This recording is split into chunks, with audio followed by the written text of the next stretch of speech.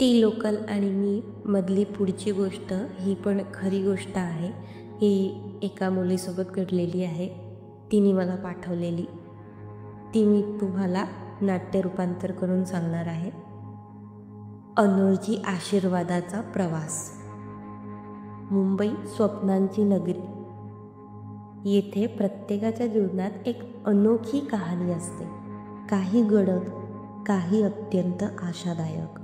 बोरीवली स्टेशनवर घडलेली ती एक साधीशी घटना माझ्या आयुष्याला एक वेगळा अर्थ देऊन गेली.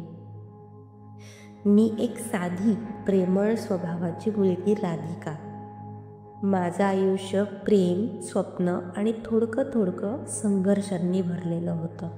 माझ्या आयुष्यात नव्याने आलेला राघव समजूतदार, प्रेमळ आणि समर्पित माझ्या स्वप्नांना पंख देण्यासाठी तयार होता. त्या एका संध्याकाळी आयुष्याने दोघांनाही एक वेगळा अनुभव दिला, जे आमचं नातं अधिक खोल बनवून गेलं. संध्याकाळची घाई आणि स्टेशनवरची अनपेक्षित भेट. त्या दिवशी मी खूप घाईत होती. ऑफिसमधून सुटल्यावर मी पटकन बोरीवली स्टेशन गाठले. दिवसभराचा थकवा सोबत घरी लवकर पोहोचण्याची ओढ. प्लॅटफॉर्मवर गर्दी होती. विरार ट्रेनची वाट पाहताना मी एका रिकाम्या बाकावर बसली. थोडक्यात श्वास टाकला. इतक्यात अचानक एक वयस्कर बाई माझ्या समोर येऊन थांबली. ती वयस्कर बाई अचानक मला बोलली, "बेबी उठ, मला इथे बसायचंय." ओरडून नाही बोलली, प्रेमाने बोलली. आवाजात राग नव्हता, पण एक विचित्र तडक होती. मी एक क्षणभर तिच्याकडे पाहिलं. तिचे कपडे फाटके, मळकटलेले, केस विस्कटलेले, हातात एक छोटंसं गाठोडं आणि एक छोटीशी बॅग, आणि त्या बॅगमध्ये फक्त पाण्याच्या बॉटल्या भरलेल्या होत्या. मला आधी क्षणभर वाईट वाटलं की मला का उठवलं हिने, पण लगेच काहीतरी वेगळं जाणवलं. ती बाई वेडी नव्हती, काहीतरी तिच्या आयुष्यात तुटलं होतं. मी गप्प बसली. तिने उठायला सांगितलं. मी उठली आणि दुसऱ्या बाकावर जाऊन बसली. ओरडल्यावरही तिचा राग आला नाही. शांतपणे मी दुसऱ्या बाकावर सरकली आणि त्या बाईचं निरीक्षण करू लागली.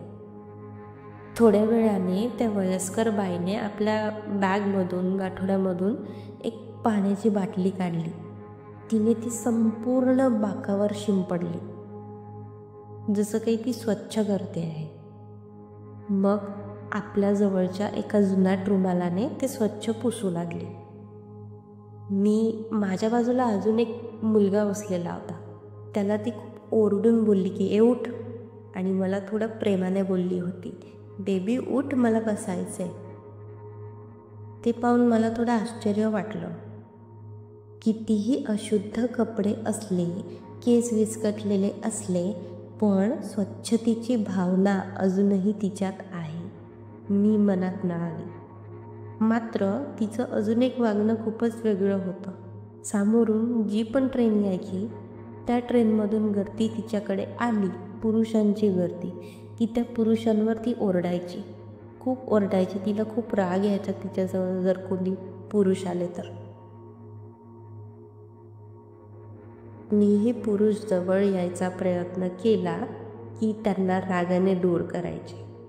विशेषतः माझ्या आसपास जर एखादा पुरुष आला ना, ती बघायची कोण आहे आणि ती त्यांच्यावर ओरडायची, जसं काही मला ती प्रोटेक्शन देत आहे. मला कुतूहल वाटू लागलं, का बाई इतकी घाबरते या पुरुषांना. मला प्रश्न पडायला लागला. तितक्यात माझा फोन वाजला. दुसऱ्या टोकाला राघव होता. "राधिका, कुठे आहेस? घरी निघालीस का?" राघवने विचारलं. "हो, बोरीवलीला आहे. विरार ट्रेनची वाट बघते."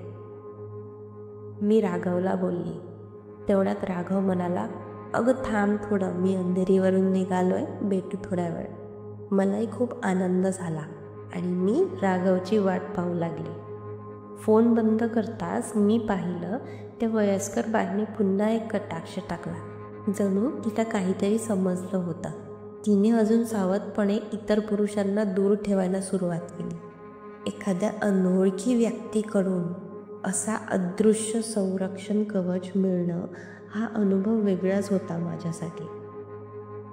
काही वेळातच गर्दीमधून वाट काढत राघव प्लॅटफॉर्मवर पोहोचला. त्याचं तेजस्वी हसणं, डोळ्यातलं प्रेम पाहून माझं मन उजळून गेलं. राघव माझ्या जवळ बसला. मला वाटलं आता ही राघववर पण ओरडणार, पण का माहीत नाही तिने सुरुवातीला त्याच्याकडे पण खूप रागाने पाहिलं. त्याला पण ओरडणार तेवढ्यात त्याने तिला काकू काही खाणार का म्हणून डब्यातलं जेवण ऑफर केलं.